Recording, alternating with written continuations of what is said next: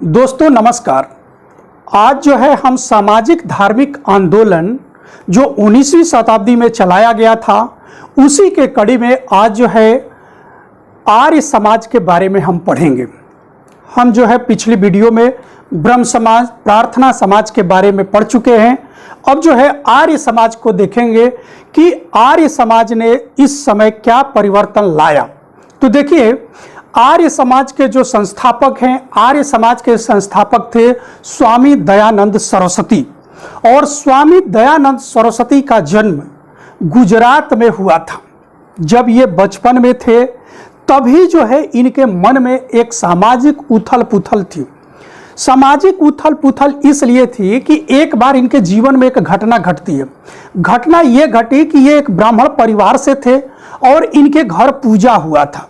जब पूजा हुआ था, मूर्ति पर कुछ प्रसाद चढ़ाए गए थे। उसी समय एक चूहिया जो है उस पर चढ़ करके और उस प्रसाद को खा रही थी। इनके दिमाग में ये चीज आई कि जिस ईश्वर के लिए यानी मूर्ति रूपी ईश्वर पर हमने इस प्रसाद को चढ़ाया है और वहां पे जा करके ये चूहिया जो है उस प्रसाद को खा रही है और इस मूर्ति की कोई प्रतिक्रिया नहीं है। यहीं से इनके दिमाग में मूर्ति व्यवस्था के प्रति एक अजीब घृणा पैदा हुई और इन्होंने अपने ज्ञान को विस्तार देने के लिए घर से बाहर यायावर की स्थिति में भटकते रहे। 21 वर्ष तक ये इधर उधर भटकते रहे। बाद में ये जो है उत्तर प्रदेश के मथुरा में आते हैं और यहीं पे इनकी मुलाकात होती है स्वामी बिरसा जी से। और बिरसित जी से इनकी जब मुलाकात होती है तो उन्हीं की ये शिष्यता ग्रहण करते हैं। और जब उनसे शिष्यता ग्रहण करते हैं तो वो इनको जो है वेदों के बारे में ज्ञान देते हैं। ठीक, तो आप एक चीज देख लीजिए कि जब ये 21 वर्ष की अवस्था में रहते हैं, 21 वर्ष की अवस्था में ये कहां पहुंचते हैं? ये पहुंचते हैं मथुरा। और यहीं पे इनकी मुलाकात होती है। जब उनसे इनकी मुलाकात होती है तो इनके गुरु जो है इनको वेदों का ज्ञान कराते हैं। ठीक, इनको वेदों का ज्ञान कराते हैं। जब इनको वेदों के बारे में ज्ञान प्राप्त होता है तब इनको पता चलता है कि आर्य जन ही श्रेष्ठ जन हैं। आर्य जन ही श्रेष्ठ जन हैं और जो वेदों में कही गई बातें हैं वो महत्वपूर्ण है। यानी वेदों में कही गई बातें जो ही महत्वपूर्ण हैं, आर्य जन सर्वश्रेष्ठ हैं।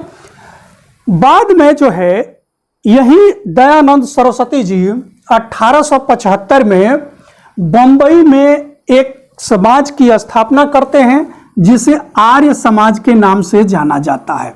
कहाँ पे? बंबई में एक संगठन की स्थापना करते हैं जिसे आर्य समाज के नाम से जाना जाता है। बाद में जो इसका मुख्यालय है ये ले जा करके स्थापित कर दिया गया। कहां पे? लाहौर में। स्वामी दयानंद सरस्वती के बचपन का नाम जो था मूल शंकर था। स्वामी दयानंद सरस्वती के बचपन का क्या नाम था? मूल शंकर था। हमने पहले बताया कि देखिए ये आर्यों को श्रेष्ठ जन, वेद ईश्वरीय ज्ञान और भारत भूमि विशिष्ट भूमि है। भारत भूमि विशिष्ट भूमि है, इसमें विश्वास करते थे। कौन? स्वामी दयानंद सरस्वती। स्वामी दयानंद सरस्वती जो थे ये भारत में व्याप्त कुरीतियों के खिलाफ थे। और कहा गया कि जब ये अपने गुरु से शिक्षा ले रहे थे तभी इनके गुरु ने गुरु दक्षिणा में मांगा कि आपको भारत में व्याप्त कुरीतियों से भारत को मुक्त कराना है। और भारत में व्याप्त कुरीतियां क्या थी?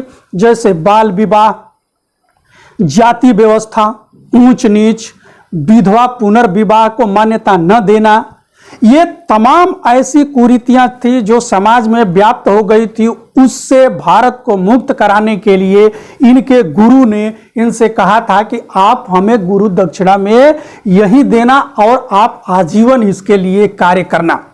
स्वामी दयानंद सरस्वती जो है अपने गुरु की बात को मान करके और इस कार्य को आगे बढ़ाना शुरू कर दिए।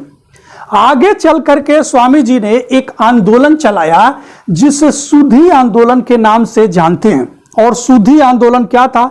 देखिए, जब भारत गुलाम था यानी अंग्रेजों के गुलाम था, अब ऐसी स्थिति में क्या था कि बड़े पैमाने पर लोग, जैसे कुछ आदिवासी समूह, कुछ दलित वर्ग तेजी से ईसाई धर्म में कन्वर्ट हो रहा था।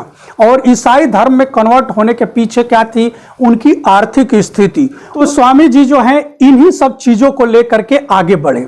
उन्होंने एक आंदोलन चलाया जो कि सुधी आंदोलन के नाम से जानते हैं।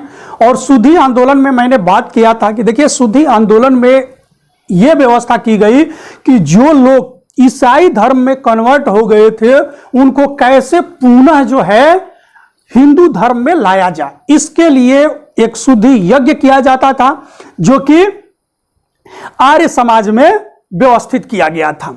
एक चीज है, आप लोग जो है जो भी नोट करना हो आप लोग इसको नोट कर सकते हैं।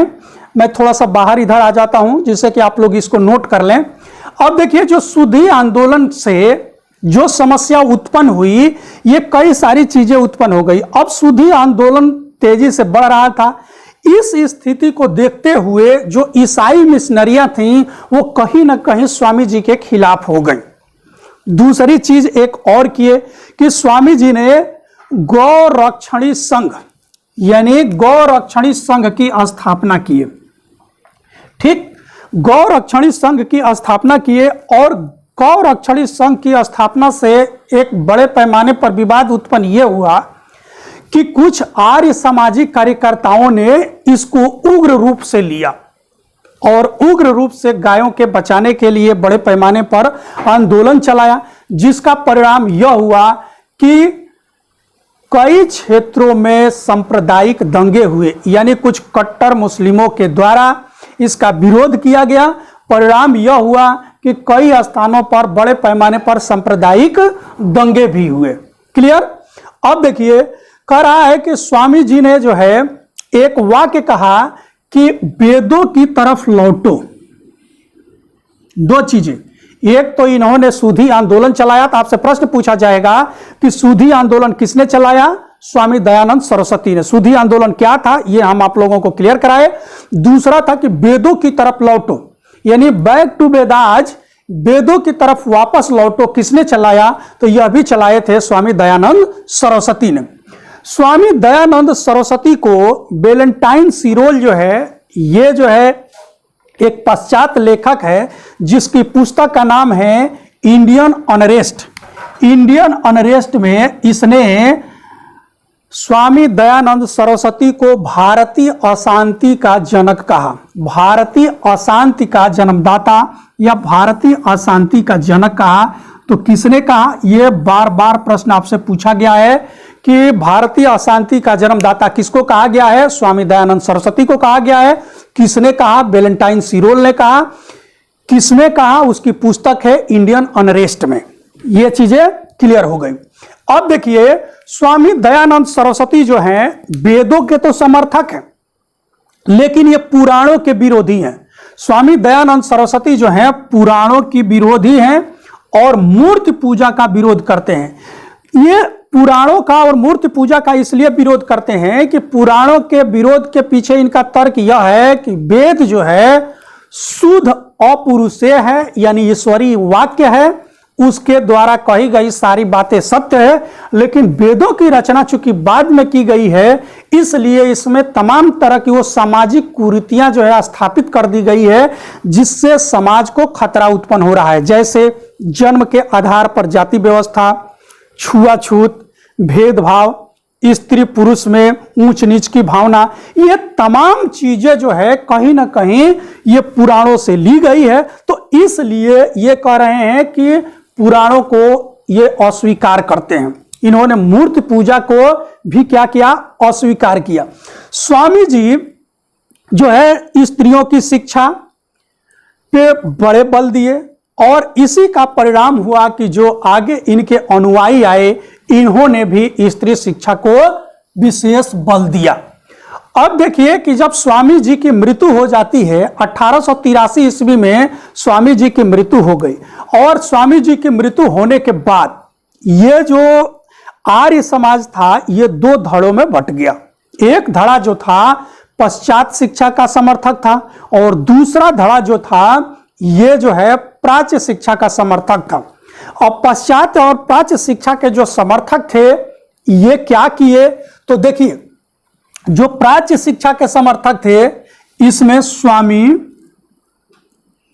पूर्णानंद, ये स्वामी पूर्णानंद जो थे इनके गुरु थे और बाद में बिरजानंद हो गए। ठीक, देखिए आगे जो है इसमें दो गुट बटा, तो इसमें स्वामी श्रद्धानंद, लेखराम और मुंशीराम ये जो हैं पश्चात शिक्षा के क्या हैं, विरोधी हैं, यानी ये प्राच्य शिक्षा के समर्थक हैं। तो ये गुरुकुल व्यवस्था को शिक्षा में लागू करना चाहते थे। कौन से लोग? स्वामी श्रद्धानंद, लेखराम, मुंशीराम। और 1902 में इन्होंने गुरुकुल व्यवस्था की स्थापना की। उसी तरह से इसके दूसरे धड़े के जो लोग थे जो कि पश्चात शिक्षा के समर्थक थे, इसमें कौन है? हंसराज, लाला लाजपत राय।